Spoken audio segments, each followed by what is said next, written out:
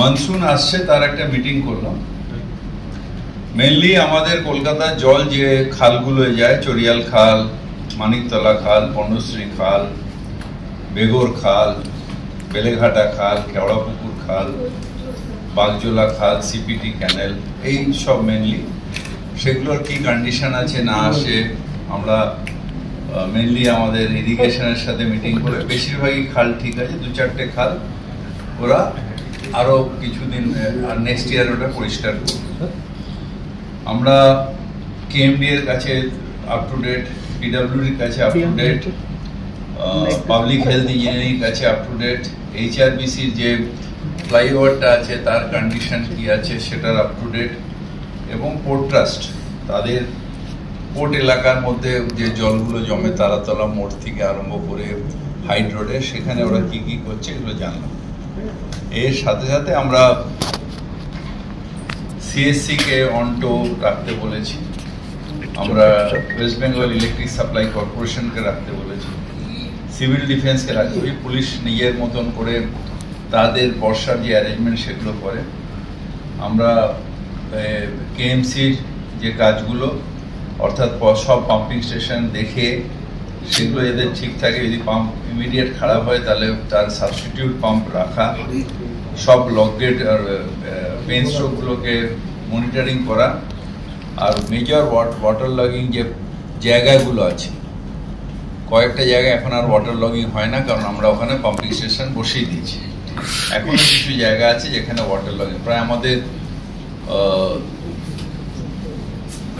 কত লক্ষ টন আমরা রিসিল্টিং করেছি, সুতরাং মেজর ওয়াটার লগিং হয় না। হ্যাঁ, যখন বৃষ্টি আসে সেই সময় যদি জোয়ার থাকে তাহলে ভাটা পর্যন্ত ওয়েট করতে হয় 2-4টে জায়গায়। ভাটায় আমরা যখন পেন স্ট্রোকটাকে খুলে দিই জলটা বেরিয়ে যায়। আর বলুন, পুলিশের তরফ থেকে যে যখন ঘটনা ঘটে ঝড় চলে সঙ্গে সঙ্গে কর্পোরেশন, হ্যাঁ আমাদের যেহেতু এখানে আমাদের সেন্টার আছে, অর্থাৎ নিচে যেটা কন্ট্রোল রুম আছে, সেই কন্ট্রোল রুমে আমাদেরও সাথে খবর পাই এবং আমরাও সেন্ট্রালাইজ রাখি। সুতরাং পুলিশের সাথে আমাদের সবসময় একটা লিয়াজও থাকে। আমাদের রাস্তাতে মেনলি হয় যে যখন গাছ পড়ে যায় সেই গাছটা কাটার জন্য আমাদের লোক লাগে, সেটা আমাদের এই হেড অফিসে কনস্ট্যান্টলি থাকে। যেখানে দরকার হয়ে যায় বড়গুলোতে থাকে, যেখানে দরকার আমরা সেখানে হ্রাস করি। সুতরাং সেই কাজটা আমাদের হয় এবং বড় পাম্প টাম্প যেগুলো রাখার, হেভি ডিউটি পাম্প যেখানে ওয়াটার লগিং জায়গা, সেগুলো আমরা সব রেখে থাকি। এই কাজটা আমরা রিভিউ করলাম যাতে মানে বর্ষাকালে যাতে অসুবিধা না। পোর্টের অ্যাকচুয়ালি কোনো ড্রেনেজ সিস্টেম নেই, মানে পোর্টের ভেতরে না, এরিয়ার ড্রেনেজ সিস্টেম নেই। বহুদিন ধরে ধর 100 বছর হবে কি 50 বছর আমি জানি না, আমি ছোটবেলা থেকে কোনোদিন দেখিনি ওখানে ডিসিল্টিং হয়। শুধু ওই জায়গাটাই পোর্টকে এর আগেও চেয়ারম্যান যখন এসেছিল বললাম, আজকেও বললাম, খুব লাভ বলে হবে বলে আমিও মনে করি না।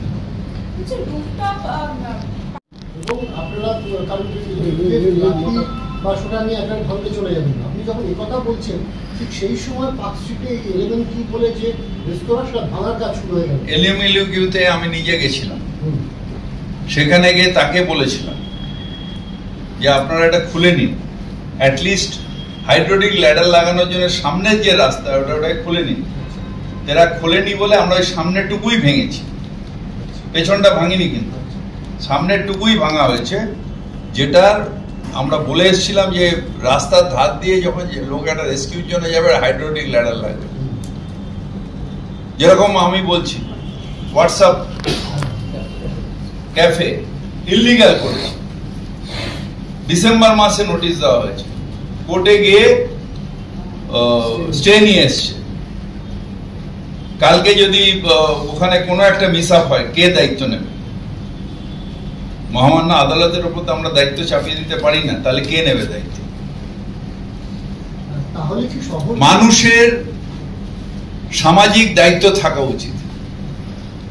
আমি ব্যবসা করব, নিশ্চয়ই ব্যবসা করব, এটা আমার গণতান্ত্রিক রাইট, কিন্তু আমার ব্যবসার জন্য যেন অন্য লোকের জীবন না যায়, ক্ষতি না হয়, সেটা দেখাটাও আমার দায়িত্ব।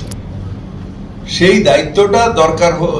যখন আপনারা যখন করতে পারেন না তখন আমাদের এই নোটিশ দেওয়া, ফোর্স অ্যাপ্লাই মানে দেওয়া, ভাঙা ভাঙি, এটা আমাদেরও পছন্দ না, কোনো কারোরই পছন্দ না। এটা অপ্রিয় কাজ করব কেন? কিন্তু যখন উপায় থাকে না তখন আমাদের করতে হয়। আপনি যদি বলেন যে না এগুলো ঠিক আছে, তাহলে ঠিক আছে। শুধু তাই না, আমি তো ফায়ার ডিপার্টমেন্টকে এটাও অনুরোধ করব যে যত রেস্তোরাঁ আছে, যত গেস্ট হাউস আছে, তাদেরও একটা অডিট হওয়া উচিত, ফায়ার অডিট হওয়া উচিত, যে সেগুলো যদি রেস্কিউর পথটা আছে কিনা। দেখুন, অ্যাক্সিডেন্ট যে কোনো জায়গায় হতেই পারে। একটা এসি চলছে, এসি চলতে চলতে এখানে একটা আগুন লেগে যেতে পারে, কিন্তু যে মানুষগুলো তাদের রেস্কিউর পথ আছে কিনা, রেস্কিউ করা যাবে কিনা, নাকি তারা জুতোগৃহ ঢুকে যাবে, এইটা সব ক্ষেত্রেই দেখা উচিত। এবং আমি ফায়ার ডিপার্টমেন্টকে অনুরোধ করবো যেটা ভালো করে আরেকবার ফায়ার অডিট সব কটা গেস্ট হাউস যেখানে, বা গেস্ট হাউস রেস্টুরেন্ট যেখানে পাবলিক যায়, সেটা দেখা।